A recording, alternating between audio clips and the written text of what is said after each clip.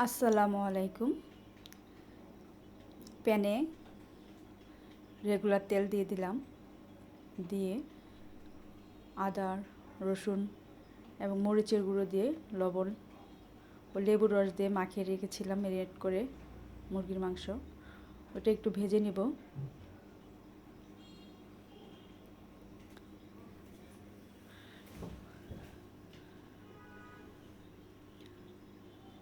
ভাজা হয়ে আসলে উঠিয়ে নিব। এভাবে সবগুলো মুরগির মাংস ভেজে উঠিয়ে নিব।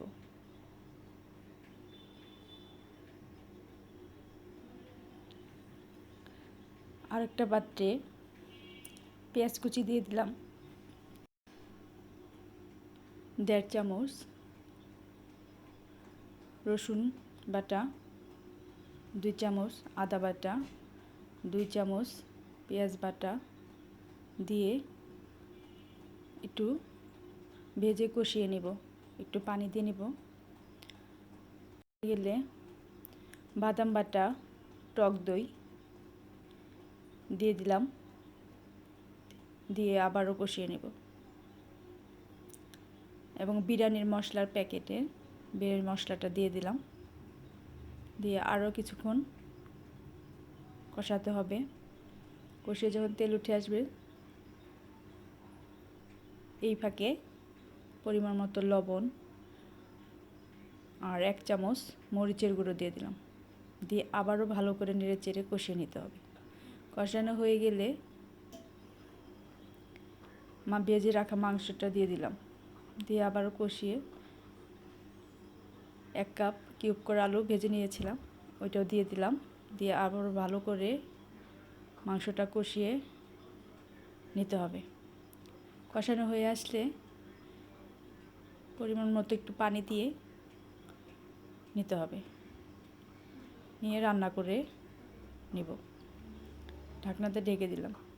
কিছুক্ষণ এভাবে রেখে ঢাকনা খুলে কাঁচামরিচ চির করে কেটে দিয়ে দিলাম,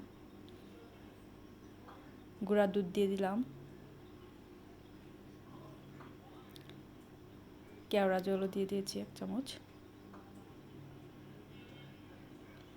1 চামচ চিনি দিয়ে আবারও ভালো করে নেড়ে চেড়ে কিছুক্ষণ রাখবো। হয়ে গেল মাংস কষা। আরেক পাত্রে গরম করে ঘি দিয়ে দিলাম 1/2 কাপ, দিয়ে পেঁয়াজ কুচি দিয়ে দিলাম,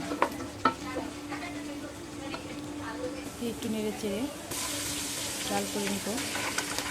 তাই রসুন বাটা 1 চামচ, আদা বাটা 2 চামচ দিয়ে আবারও নেড়ে চেড়ে একটু ভেজে নেব, কষিয়ে নেব। বিরিয়ানির বাকি অর্ধেক মশলা আবার পাত্রে দিয়ে ওটা নেড়ে চেড়ে চাউল দিয়ে দিলাম, ধুয়ে রেখেছিলাম, দিয়ে ওটা একটু ভালো করে নেড়ে চেড়ে ভেজে নিতে চালটা। লবণ দিয়ে দিলাম পরিমাণ মতো, দিয়ে আবারও নেড়ে চেড়ে নেব, ভালো করে মিশিয়ে ভেজে নেব। এইভাবে কিছুক্ষণ নাড়াচাড়া করে ভেজে নেব। কিছু কাঁচামরিচ দিয়ে দিলাম, আবারও নাড়াচাড়া করে নেব।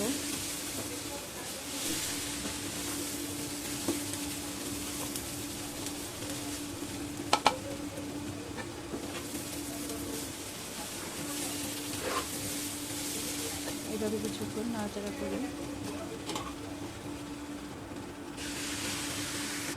পরিমাণ মতো পানি দিয়ে দিব, দিয়ে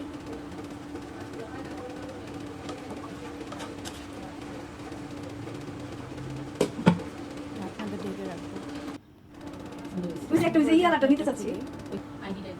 রান্না করা মুরগির মাংস বিরিয়ানির জন্য এটা ঢেলে দিলাম চাউলের ভিতরে, দিয়ে ওটা মাংসের সাথে ভালো করে চালটা মিশিয়ে নেব।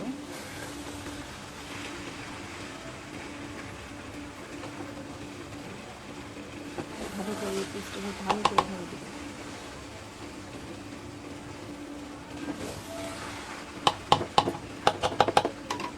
এভাবে নাড়াচাড়া করে ঢাকনা দিয়ে কিছুক্ষণ ঢেকে রাখবো।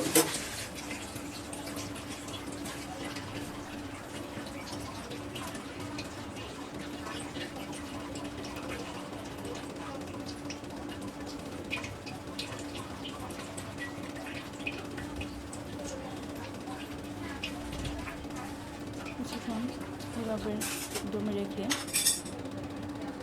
আবারও ঢাকনাটা খুলে আবারও উল্টিয়ে দেব নেড়ে চেড়ে।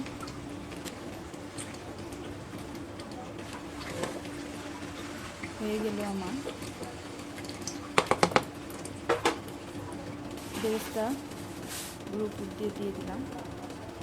হয়ে গেল আমার চিকেন বিরিয়ানি।